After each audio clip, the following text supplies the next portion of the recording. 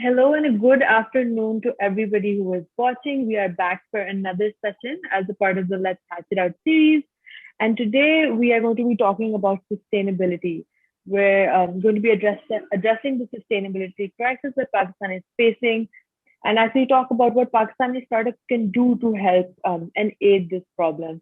So we have with us Sarah. Sarah Ahmad is an independent urban policy and public space consultant and the co-founder of Urban Innovation. She's a fierce advocate for inclusive, sustainable, and equitable cities and public spaces. She has previously worked with local governments, the private sector, and international aid departments on multiple projects aimed at improving urban life in Pakistan overall. So today we're going to be talking to Sarah about her journey in founding urban innovation and addressing the problems which come about with urban development and sustainability, as well as the role that innovation and startups can play in addressing the sustainability crisis in Pakistan. So thank you so much, Sarah, for joining us today. We are super excited to get this conversation started. And so I'm going to dive straight into the question and ask you about your journey, how it all started. So what prompted you to co-found Urban Innovation? Where did this start? Hi, Michelle. Firstly, thank you for having me. Thank you for the introduction. I'm so excited to be part of Hatch Pakistan, and I'm hoping that this conversation goes on to hopefully help people and encourage them instead of discouraging them from, taking part in what is the climate and sustainability startup field now in this country.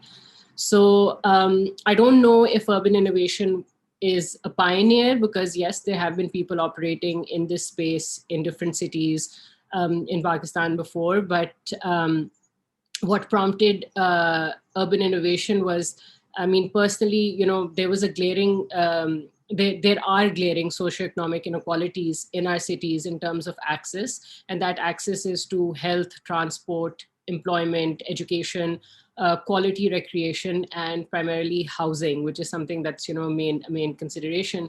And it was a very big consideration of the government around 2018, 2019, which is when the final push to establish urban innovation took place. And I myself, addressing these issues is something that I was personally very interested in doing, and also academically trained to address and assess. So what I wanted to do was, establish a sort of a management consultancy that tackles urban challenges and provides both thought leadership and enables physical and policy interventions to, the government, private sector, kind of a mix of both the sectors even, and basically an endeavor to bring different stakeholders on board to address problems that we all are facing in a common way.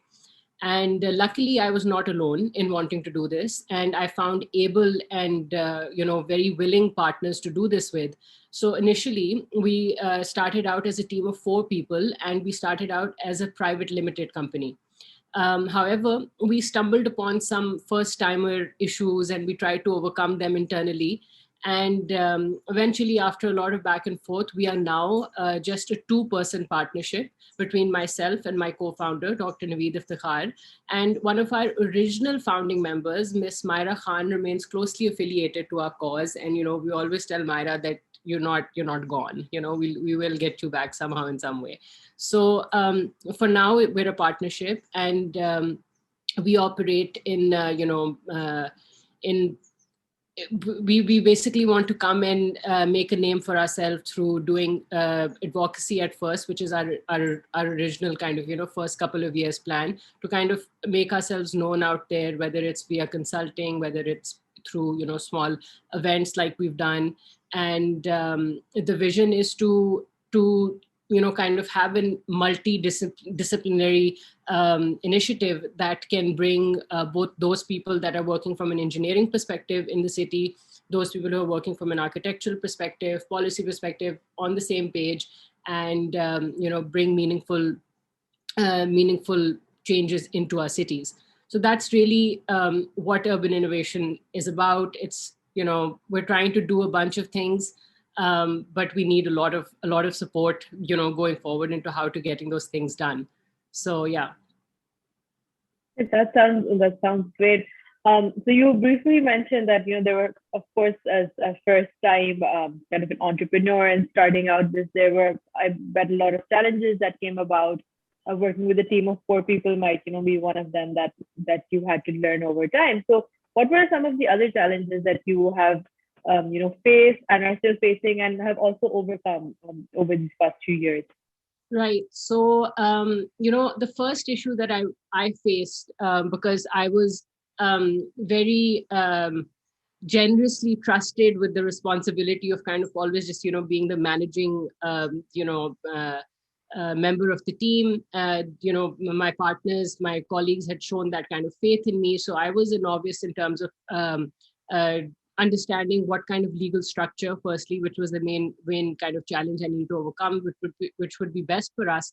We initially, like I mentioned, set ourselves up as a private limited company because we wanted to take on actual projects. You see, I myself have a background in urban design and governance. Dr. Nagini Iftikhar comes in with a very heavy academic and urban economic background. Myra came in with architecture and again also a lot of urban planning experience. We also had another senior urban planner with us, Dr. Nadeem Khurshid, initially, and we thought that with all our skill sets combined, we would be able to take on some actual built environment projects. Like maybe we could uplift a park or something. Maybe we could actually come up with some urban design, urban planning solutions. And for that, in Pakistan, we learned that you have to be registered with the SECP, and you have to be a company that is able to do a joint venture with a long-standing, construction firm. So when we realized that, okay, wait, we didn't know, okay, for example, if we do set ourselves up, we can't actually execute on our own. We're going to have to take help from somebody. Once you do a joint venture, there's other issues of approach and execution. So there were some issues that we were trying to deal with. We saw some bids that we wanted to bid for. There were projects coming up, offered by the government, and we wanted to bid for it, but then we realized, oh my god, we haven't even been around for 3 years, we don't even qualify to bid. So again, we were back at the joint venture. So thoda sa hum disheartened hoye. And but also in the meantime, because this was not something that the four of us were doing as our main source of income. This was something we were doing on the side. So उसमें time constraints bhi thi, and not everybody was able to bring the same amount of time to the project. So it ended up, we shifted, we revised everything, and then just Dr. Naveed of Zakhar and I switched to a partnership. However, another issue that we faced was the COVID lockdown. Now, we were established in 2019, right at the heels of the COVID outbreak and the pandemic, and we had planned this huge LUMS-based kind of, launch where we were going to invite a lot of people operating in the policy sphere, and we wanted to bring in academia from different cities. So our launch cancel ho gaya, and we had to take our launch online, like many people did. And we did a series of webinars where we wanted to showcase that we can, really bring ideas. So a bit of navigating that, we had such lofty dreams, and then life happens, you can't control what happens, so we had to kind of do that. We also faced, and this is something that I really want to emphasize, we faced multidisciplinary resistance from the system. You see, what I mean by that is that the system just asks you, क्या आप लोग engineers हैं? अच्छा नहीं, आप लोग architects हैं? अच्छा नहीं. So people want to know कि तो आप कर क्या सकते हैं, and अगर आप सिर्फ ideas दे सकते हैं, तो ideas तो हम internet से भी ले सकते हैं, so we faced a bit of that kind of being the first ones to really deal with very credible politicians, very credible academics, very credible policymakers, and tell them that nahi ji dekhiye, we can come and assist your projects. Hum aapke projects ko from a social level, from an economic level, from generally an anthropological umbrella, unko zyada hum robust kar sakte hain taki wo sustain kar sake apne aap ko beyond a political timeline or a financial timeline.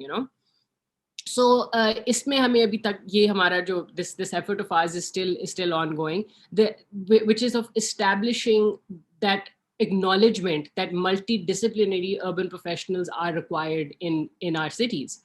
So we faced a bit of that. Obviously, unity in purpose and unity in the approach of how you want to get things done में हमारी बड़ी friendly back and forth banters चलती थी, अभी भी चलती हैं कि नहीं हम इस तरह करना चाहिए, नहीं हमें इस तरह करना चाहिए. I had to go on maternity leave in the middle as well, so there was a lot that happened, and but we're still here, we're still trying, and platforms like this can hopefully help us kind of reach that. So yeah.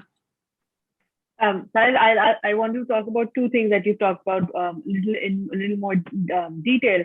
So one of those is the multidisciplinary kind of setbacks that you face. Do you think in such situations it's really important? What is important? Is it the network that you have? Is it an established name in academia? Is it working with government professionals who kind of know you and trust you to kind of give you smaller projects to start on? What do you think is the key to kind of launch through these setbacks? I think, Michelle, firstly, that's a very good question. And secondly, in my personal experience, I think it's the first and the last, that you need to have a network, and you need to have people in the government that trust you to give you a small project. Okay. I don't think having an established name is that important, because like I said, if you have the network and if you have somebody, one foot in that door, then you can then make a name for yourself. So hame itna nahi, I mean,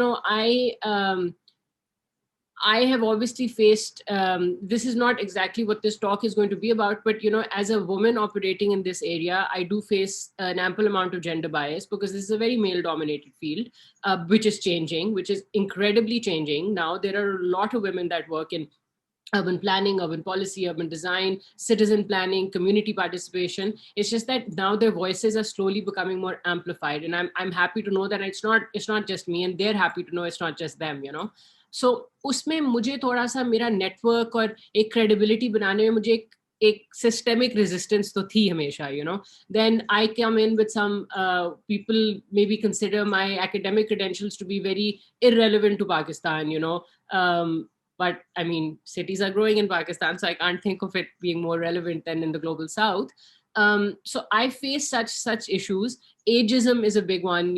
I'm a mid-30s career professional now, but people will still consider these kind of issues. And ispe I want to share a personal anecdote on the ageism thing. And again, I joke with Dr. Naveed about this, कि देखें आपने अपने बाल white कर लिए, and we're not so many years apart from each other. He's about 6 years my senior, which is not massive, but it is very important. And also, he has a PhD, which it matters in across the world, and so he obviously brings with him a strong network in a certain area. I bring myself with myself a network. I don't know how strong it is, but I think it can be fairly credible at the right time. But we set up this event in Lahore in the February of 2021, and it was with the Commissioner Lahore. And when the final ceremony happened, it was a cycling event to raise awareness about reducing vehicular emissions and the need for public mobility, adaptive mobility, etc., especially coming out of the lockdowns. जब लोग घरों में बंद हो गए थे. So anyway, when I took the stage along with Dr. Naveed, the commissioner kind of patted me on the head, and which is kind of endearing as well, because he thought I was like a little child, but at the same time, I was there as a professional in my own right who does not be patted on the head, because he didn't pat Dr. Naveed on the head. You know what I mean? So, I mean, obviously I laugh about it now, but I remember being in a huff and a puff about it that time. But there are certain things like this where people don't take you seriously. Okay. And in the startup field, you need to really have thick skin, thicker every day, to be taken seriously. So yeah. And I'm really glad that you touched upon this, because that was the second thing I wanted to talk about, is being a woman in this field, right? And we've been talking a lot about, we've been having conversations on where are the women, about women in in entrepreneurship and startups, why they haven't been present, if they are, how they can excel more. But so it's nice to hear your side, specifically in the sustainability or the urban development field, because even as you mentioned, being a young mom, of course, there are not a lot of people, and I'd like to hear a little more about this, who kind of give you that, how do I put it? Like they have that understanding that, okay, there are a lot of responsibilities that are on you, and that doesn't mean that you play the victim card or anything, but you just, you adopt a more empathetic approach towards this. Absolutely. So Absolutely. do And you think being a startup, being a founder, do you have more autonomy to be able to kind of say that, okay, this is now I need to give time to my child, versus somebody who's working full time somewhere else? Or do you think that this is a bit even harder for you to kind of draw boundaries about between work and just life overall? again, Michelle, thank you for the question. The answer is a bit of both. I have had a bit of autonomy, obviously, because I work for myself. And I may not currently or in in the recent past be facing the same financial urgencies that other people will be facing. So I appreciate that, and I'm very, very cognizant of that. However, I'm not going to sugarcoat the fact that my career has absolutely taken a hit, via marriage, lockdown, and motherhood. But does that make me a victim? Absolutely not. I think it adds to my strengths. It's just that society needs to now start seeing these things as strengths instead of weaknesses.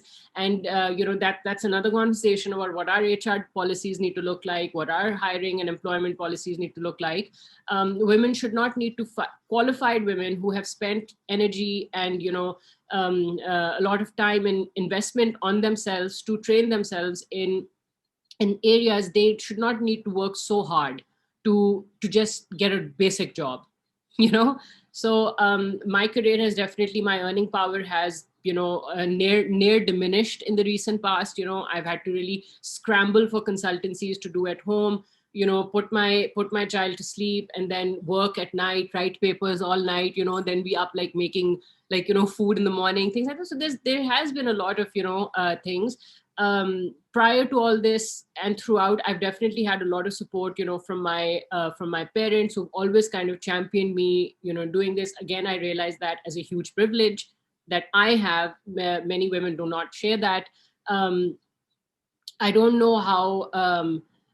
It's yet to be seen, how much I'll be able to keep doing this. I don't want to stop. I'm not somebody who gives up easily. And if it's peaks and valleys in your startup career, in your founding career as well.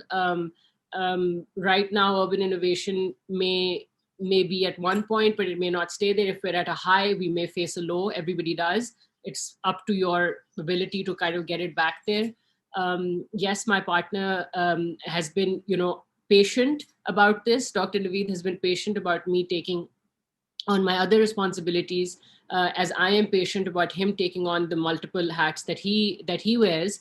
So it's back and forth. I think we need to start seeing ourselves as equals genuinely, and not apologize for any life decision. That I'm absolutely never going to sit and apologize for any of these things. I'm just going to push my way into it being acknowledged. So, and I hope that I'm joined by the women in doing the same. Absolutely. And we hope to kind of, continue making these waves or raising these voices as we go on. So this conversation on women is another one that we can have, because there's a lot more that we can dive in. But I'll take a step back and go, back to urban innovation, and ask you a bit more about the sustainability in urban development field overall in Pakistan.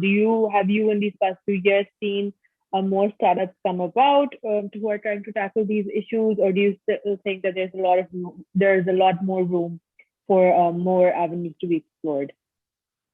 So our urban needs as a country are immense, and they're increasing. So we need to first work to amplify the voices that already exist in this area, and urban innovation definitely is working in trying to do that.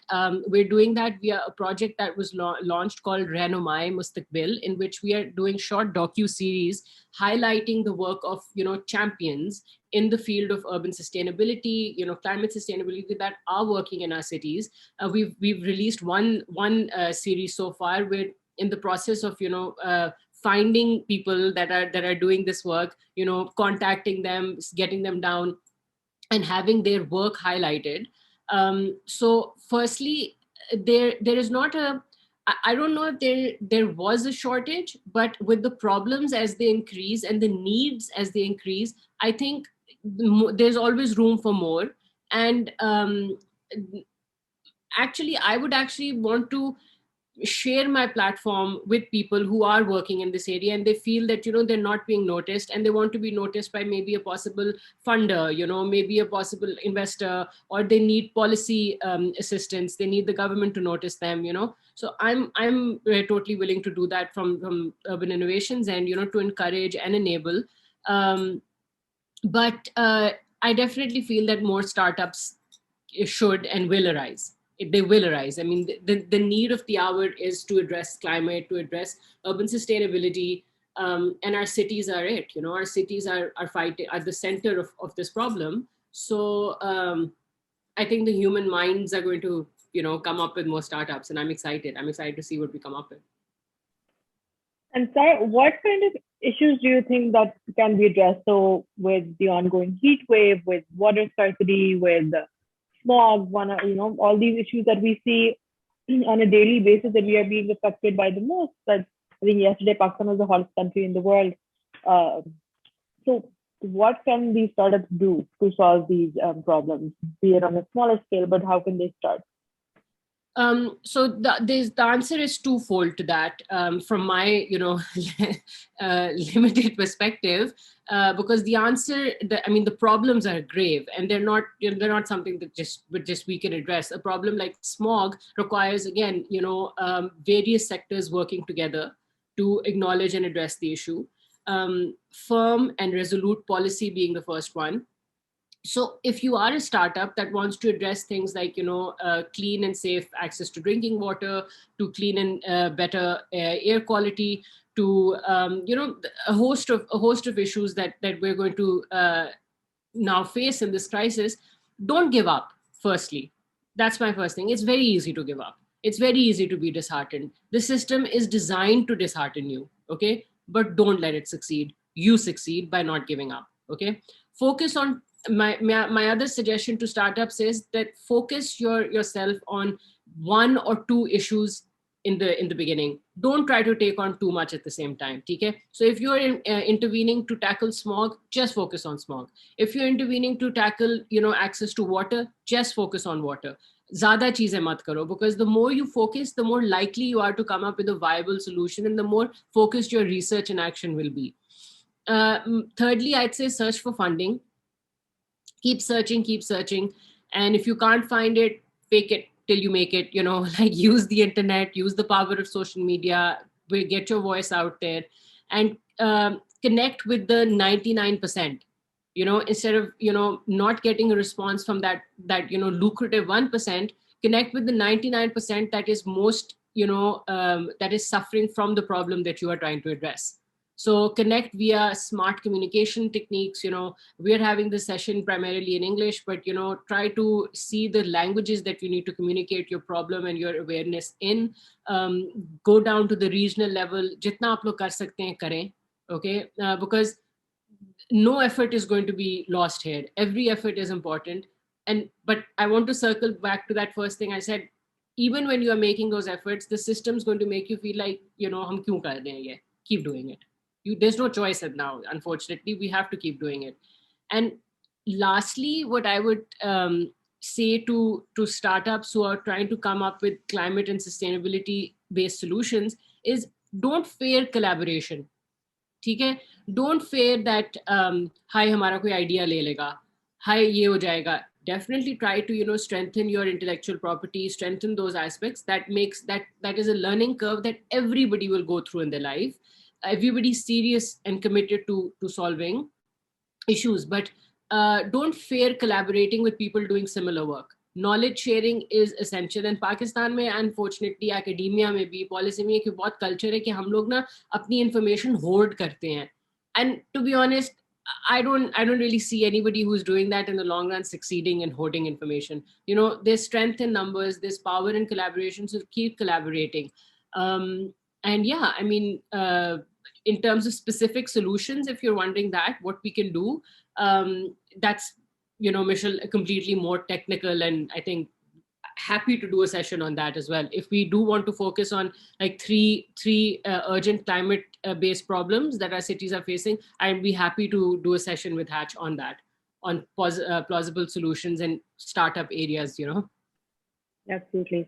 Um, so Sarah, considering that there's so much room to be explored, and we do see more and more people kind of entering this field, taking up, urban development, urban planning. Even as I think even as you mentioned earlier, even more women are exploring this field, be it in their bachelor's and their master's, specializing in these fields.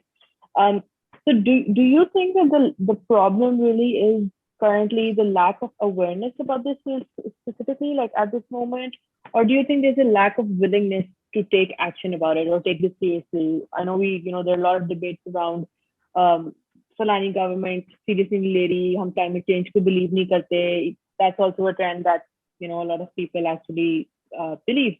So what do you think the problem is over here? Is it lack of awareness or is it the lack of willingness? Michelle, like I was telling you, this is the one question that I'm not being able to succinctly address, but here's my shot at it. Awareness, when you say that when we need awareness of an issue, we need the awareness to happen at the highest level, right? Technically, we have a ministry for climate change. So to say कि awareness नहीं है, ये गलत बात होगी कि awareness इतनी तो आ गई कि हमने एक ministry बना दी है, ठीक है? हमारे में इतनी अवेयरनेस है कि एक बहुत major political party in Pakistan ने अपनी बहुत इंटरनेशनल प्रेजेंस बनाई है on the concept of climate as an issue. 20 years ago there were political leaders in the United States losing their political careers on issues like climate change because nobody was taking it seriously. 20 years later everybody's taking it seriously because it's at your doorstep now. So awareness है. However, मेरे नजदीक जो issue है वो ये भी है that जिनको सबसे ज़्यादा ये problem hit कर रही है ना, it's the urban poor, okay, and also the rural poor, obviously. So basically, you're poor, and thoughts like sitting and solving, climate change are considered a luxury. To sit and solve them, the poor woman, the poor man, the poor child does not have time to solve these issues. So the onus of doing this, I wouldn't say the burden, I would say the absolute responsibility of solving this lies on the 1%. Okay, that is at the top, and they need to be willing. So here's where the willingness aspect comes in. The willingness needs to show in, like I was saying earlier, resolute policy, okay, firm and sustained funding and financing, bringing together of maybe a 5-point agenda, starting from air quality, vehicular emissions, water shortage, public transport, whatever the government deems is the most important thing that it needs to address, strategic densification of its cities, whatever it needs to address, food security. Goodness knows we have enough donor agencies working in Pakistan, releasing one report after the other, spending crores on those reports, telling you that these are the 5 areas Pakistan needs to work. These are the special areas that you need to, but what happens? The 1% reads and consumes those reports. Bade ji Serena hotel mein you'll have these huge report launches, but nothing else will happen. And I think there is a lot of disillusionment that's now coming about. कि एक और report निकल आई है जिसमें हर fact लिखा हुआ है उन पढ़े लिखों के लिए जिनके पास ये luxury है कि वो पढ़ के इन चीजों को समझें और कुछ कर भी सकें, but they don't do anything about it. So I think the willingness issue is there. It's not an awareness issue. Michelle, that's my shot at this answer. No, I really admire that. I think you've taken a really interesting, it's really an interesting take on this lack of willingness and just lack of this, just not wanting to take this responsibility when even, you and I right now sitting in our air-conditioned home or offices are now talking about exactly heat wave when we're not even actually facing the brunt of it. Sorry to cut you there, but there is a political element and a global element there, like politicians जब आपस में ये बात करेंगे, जाके ये जब COPs भी होते हैं, when they do the climate conferences, globally, countries don't feel कि नहीं यार हम कौन से China है, we're not the United States, we're not China, we're not big polluters, why should we do something, we are a poor country, why should we, you see. Whereas I understand the frustration that kind of this is coming out from, the economic frustration that this comes out from, but it's not sustainable, this frustration. We all need to do our part. So Pakistani politicians really need to get serious, and they need to stop. I mean, this is something I really feel strongly about. We need to stop doing politics on the back of climate, because climate sabke piche aayega. It doesn't matter what political party you belong to, okay, who backs you, who doesn't back you, what you have to polish or not polish. Climate is going to come for everybody. So I don't think we should do politics on climate. But now that you've talked about politics, we've talked about on the organizational front and what can be done, what should be done, what is being done. But do you think that this collaboration with politicians and actually working on the policy front is essential right now?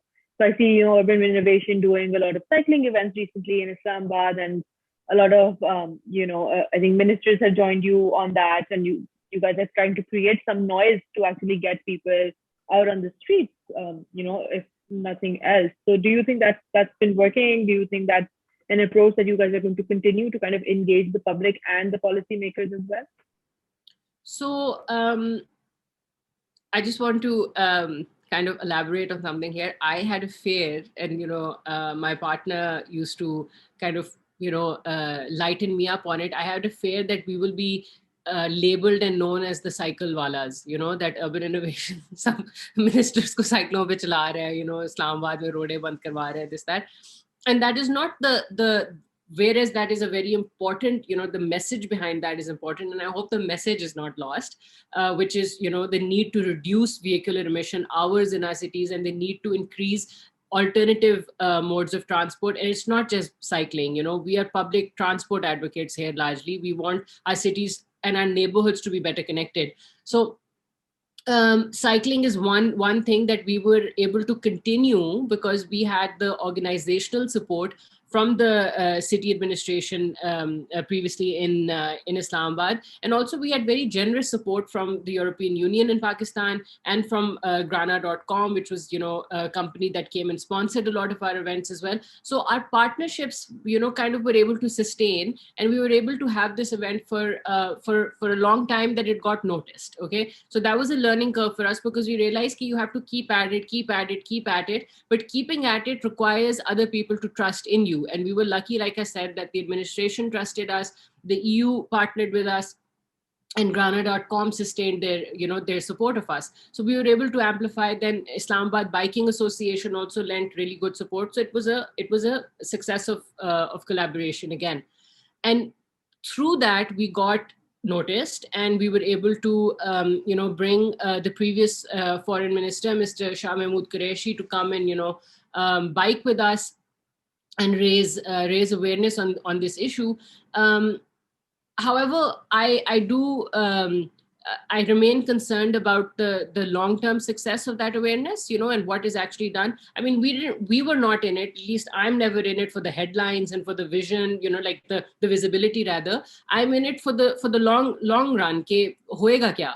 Because at the end of the day, as somebody passionate to what you're founding, passionate to the cause, you really kind of assess yourself by your markers कि मैंने क्या achieve किया. I don't want to just achieve कि okay, today somebody knows कि Sara and Ahmad कौन है.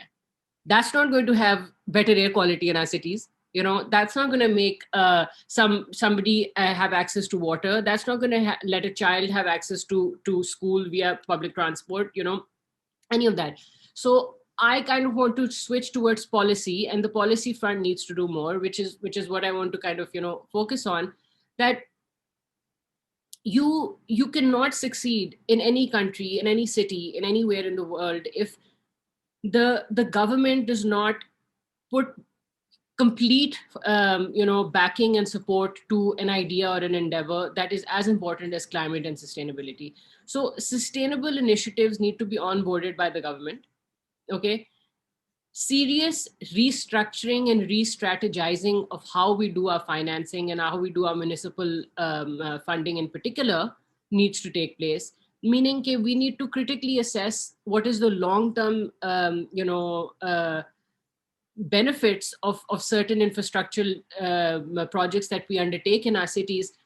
And we also need to assess the motives behind which they're done.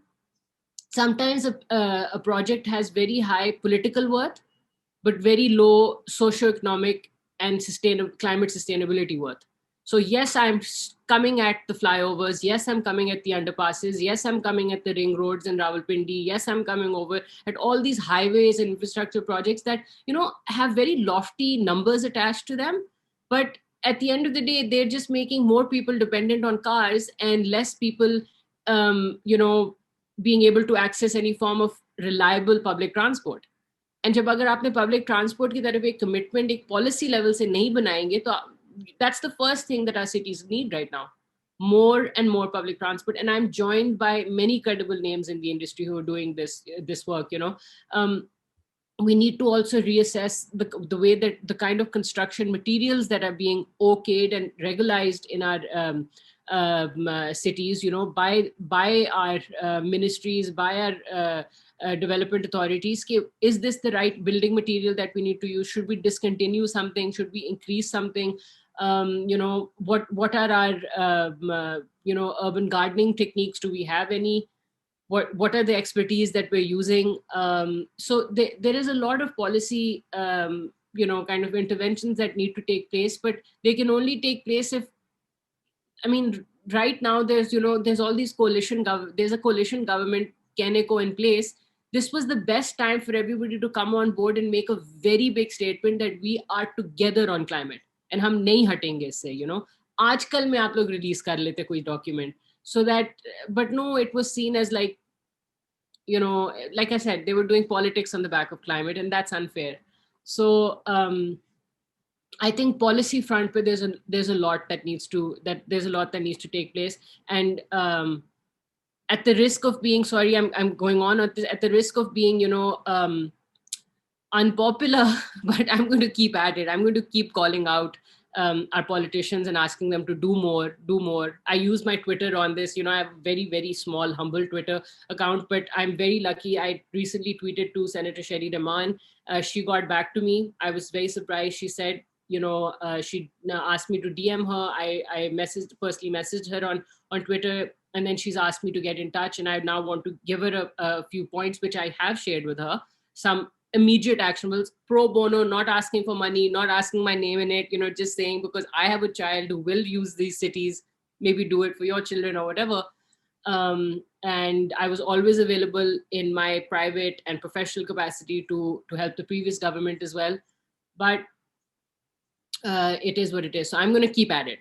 I'm not going to stop at it. And I sincerely hope, and I, on behalf of Hatch as well, that your kids and our grandkids are actually, living in a better world, which is actually more cognizant, empathetic, and aware, and actively working towards making these, sustainable and climate-based solutions. Thank you so much, Sarah, for your time and your input. I really admire your passion that you have, and really hope to see you succeed and see urban innovation succeed as well. For those watching, we have Sarah on board as a mentor. So if you are interested in this field and getting to know more about Sarah's opinion and just advice in general, please shoot us an email, and then we will definitely set up a session for you as well. But that's all for today. Thank you so much, and we hope to see you soon. Thank you, Michelle.